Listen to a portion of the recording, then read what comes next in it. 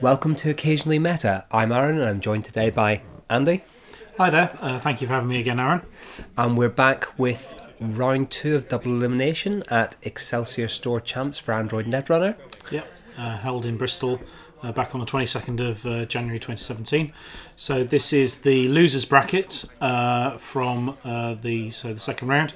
So on our left we have Laurie Poulter from Brighton, and on the right we have Tristan von Zahn, who I believe is part of the extended Oxford meta. So we watched Tris in round 1 up against Chris Dyer. Yep, world champion Chris Dyer, who did his thing and got through to the winners bracket. That was a classic CTM whiz matchup, and as I think Chris put at the start of that game, he was going to control the message adequately, and he achieved that. So different matchup this time. We're looking at Andromeda versus CTM. CTM? Yep, so Tris has got the second of his lovely custom IDs that he uses, so you may not fully recognise it, but it's certainly CTM, and when he starts putting down the various political assets and other things that you'd expect, then you can certainly see what the deck is. So slightly different matchup to the last one in terms of what you'd maybe expect, and particularly if Laurie is running the power tap variation of Andromeda, you've got to think that he may well be favoured in this matchup. I can't quite see what's in his opening hand, so I couldn't quite catch whether it is, but just to clarify, we are cards up till martial law. Yes. So if you're expecting one Mr. Marl, he is not in this. Not present yet in the meta. This was very much a last hurrah for the meta up to martial law, because we set a cut-off date and quorum didn't quite make it into the tournament schedule. You may have had it in your hands, but it wasn't in your decks. Indeed. So this looks like both players taking a mulligan. Obviously not quite happy with how that looked. What do we think we're looking for on Tris's side? So I'd hope for his sake that he gets a nice bit of HQ ice early, something that can end the run, stop the siphon. He'll be looking for some political assets, not to have too many agendas. So we've got an Archangel there. He's putting something else in front of HQ. He's putting something down. That might well have been a Mumbad Virtual Tour and taking a credit. Rest of the hand looked like a couple of agendas and 2 more pieces of ice, perhaps. Yeah. Just on a guess. I think there was a Mumbad Virtual Tour in there. So the sadly no sweeps weeks or even double sweeps week for Tris versus the mighty opening hand of Andromeda, yeah, something like that can, particularly as NBN, can really turn the tide in just having a massive credit advantage. And in fairness, if it's a well-teched Andromeda deck, you need that early advantage of a big sweeps week to really set yourself up. Or a slow Andromeda start, but with 9 cards, it's not likely. So Laurie did mulligan, which is sometimes slightly unusual. He's got a few things in hand, but it's mainly looking like programs and a couple of events. He needs a bit of econ to get going, but a Temujin will really help, particularly on R&D, and straight off the bat, stealing a breaking news. Nice to get those out of the deck early. The Temujin does, to me, a little bit suggest that the hand isn't fantastic as an opener. If you're going to give up that 9-card advantage and not get 3 of those cards down, it probably isn't ideal. Yeah, he's discarding a count siphon and a special order. The special order, he's got already a couple of breakers in hand, probably doesn't need... he's probably fairly confident that he can get what he needs when he needs it from the rest of his deck, but he just wanted to build the econ up. He's trashed a Sansan, stolen a breaking news. It's looking pretty good. He's got a Earthrise Hotel for a bit of clickless card draw, and Tris is now drawing with Jackson, trying to get a bit of better tempo, get some cards that the cards that he's looking for. Tris hasn't had the the quick start that we perhaps seen from Chris in the last round, or maybe the quick start that's needed against an aggressive Crim deck. Yeah, you've got Katie Jones coming down for Laurie, which will provide solid econ as the game goes on, so long as she survives. And in versus a tag heavy deck, there's obviously the risk reward of loading her up and the potential for her to disappear with a installed breaking news. It definitely is. It's a card we don't see as much these days. Those of us who remember Katie first coming out, or Cathy, depending on which pronunciation everyone's arguing about at the time. And certainly it was it's a very good long-term econ option for runners. Still not particularly vulnerable, all things considered, unless particularly in criminal decks, which maybe don't have some of the other long-term econ solutions. And it does conveniently take you off the run-based econ engine to try and dance around hard-hitting news to a degree. Yeah, I mean, if nothing else, you've got that money stored somewhere else, hopefully safe. If you're going to get hard-hitting news, you can at least clear the money off there, use it to help pay for tags. It's a nice bit of balance. So another card's gone in the remote from Tris. Yeah, onto the Mumbai Virtual Tour. That may well have been a breaking news. Out comes a mongoose, which means that Laurie can very easily deal with your things like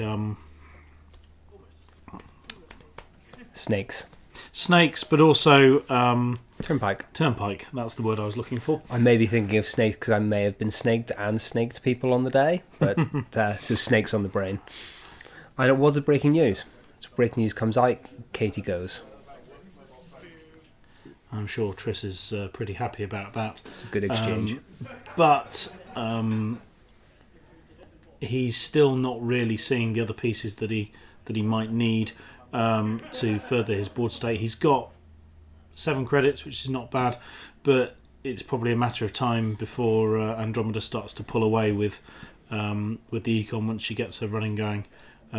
Desperado's on the board, Temujin's down on R&D, security testing's out. Tris has got ice that he can res, but particularly if it's tracing ice, it's not necessarily going to do an awful lot if Laurie starts getting his power tap game going. Okay, they're taking Laurie's having a bit of a slow turn while thinks about the options. Take some credits by the looks of it. Yeah, I mean, clicking for credits is, people sort of say top players don't necessarily do it, but with the situation Laurie's got at the moment, he's getting set up. He's not feeling the pressure from Tris. Tris hasn't started scoring aggressively. There's not assets on the board that need reviewing and removing. And Laurie's probably fairly confident because of the situation Tris has found himself in, that it's going to, that he's going to be able to start making plays soon. Just chooses to build the board there on Laurie's side with the Gordian Blade coming down. Tris starts to draw. Does have the hard-hitting news in hand, and there it comes down. So, I think the play that Laurie was potentially expecting with clicking for the credits. That might have been a R&D. It doesn't look like. I'm just wondering where he ran to end up getting a hard-hitting news, because I didn't see Tris revealing any cards, but it might have been a security testing run.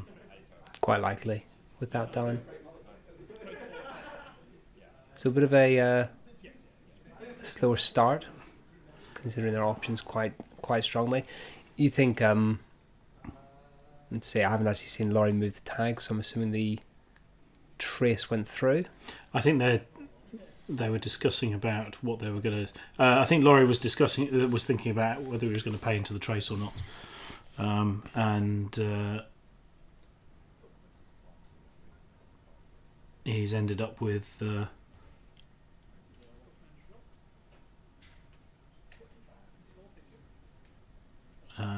He's cleared all but one tag.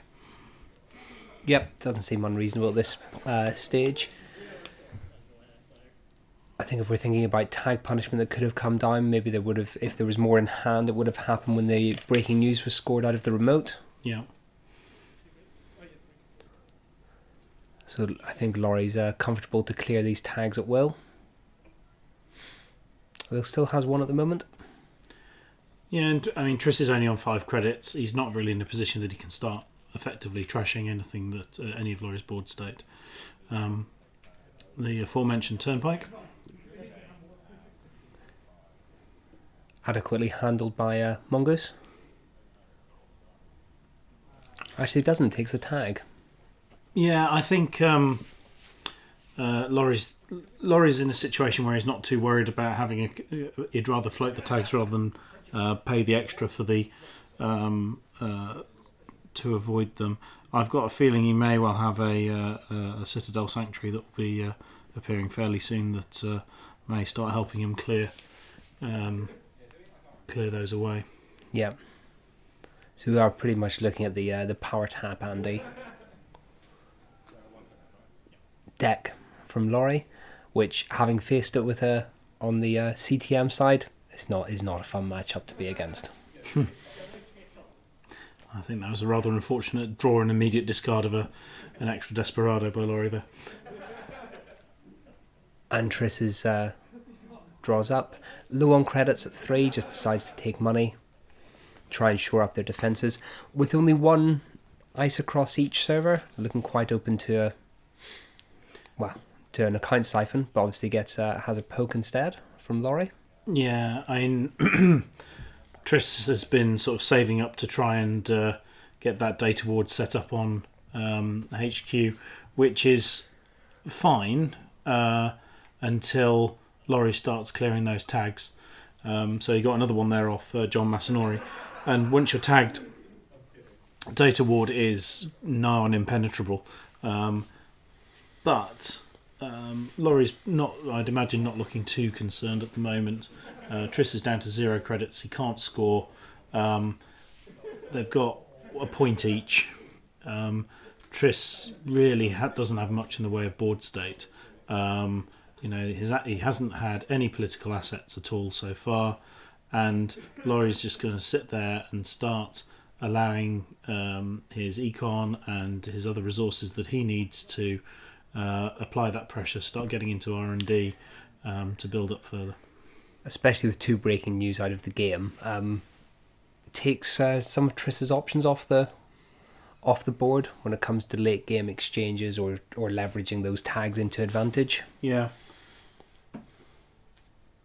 And Laurie's decided to clear the 4 tags, which means that that big fat piece of ice over HQ, he's going to be potentially paying 3 for, but there we go, very slowly scoring out a Beal. Again, Triss leaving himself with very little in the way of money. Laurie's going to go and check the remote. It's a pop-up. Well, that's one way of getting a bit of extra econ. It's a minor advantage, but it seems a good time if you're going to clear that remote. And so I'd imagine that's going to be used for security testing, because it costs Laurie very little, but is going to be gaining him money as he goes through. Yep. Pop-up's still a favourite ice of mine, particularly, just for such a small swing, but people really don't like to run through it.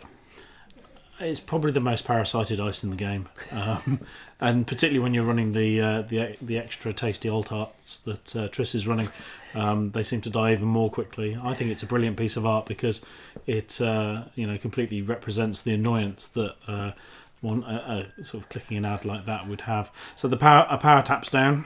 We know definitely, as suspected, and as probably everybody in the room knew, we are on a power tap, Andy. So that, should we say, the expected large amount of trace ice in Triss's deck has now become a bit of a liability. Yeah, I mean, that Turnpike is... With one power tap, it's not so bad, but once they start to build up, it's actually... It's quite a painful roadblock. But he'll be able to security test. He's got the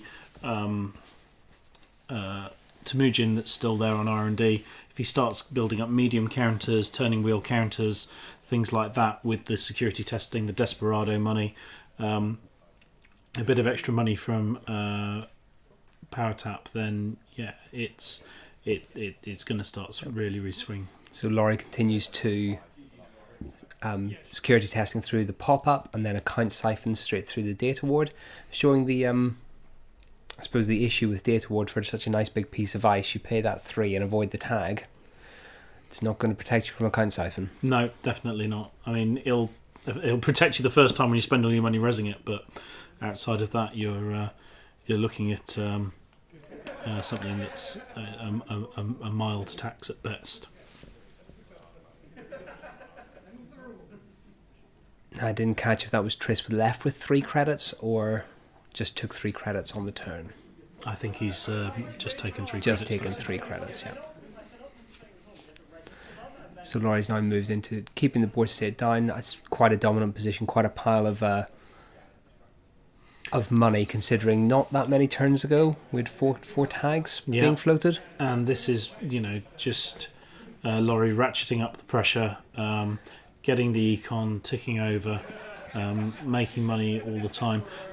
Interestingly, Tris has got a Bartic Labour in hand, which is probably why we haven't seen any bankers groups on the board. But a bit of extra influence, which in some matchups may well win him the game. In other matchups, when he's looking poor, it could be tricky as well. So I think there's an Earthrise coming down for Laurie, which will help him draw through into more tools as needed. I think the Biotics generally been sliding into some of these CTM games for this Andromeda matchup. Yeah. So you can try and get the breaking news into some punishment scored without worrying about the Sansan. There's another Beal straight out of the remote, slow played, relying on the security testing preventing the access, and Laurie not expecting it to be put down perhaps. So Tris is actually up to 5 points versus Laurie's 1. So, maybe we've been unfairly maligning him. He's been slowly, accumulating agenda points. But back to no money. 3 pieces of ice resed, none of which will stop Laurie. Tris has lost the econ game already. And then we go to Global Foods get transferred to Laurie as he finds them in the bin. As the great Chris Dyer says, there's always a Global Food in the bin. There's always one. I don't necessarily expect 2. Yeah. Especially unfortunately with the Jackson in hand, that perhaps could have saved one of those. You may feed them 1. Yeah. And there we go. That's the game. And there was game. And legwork.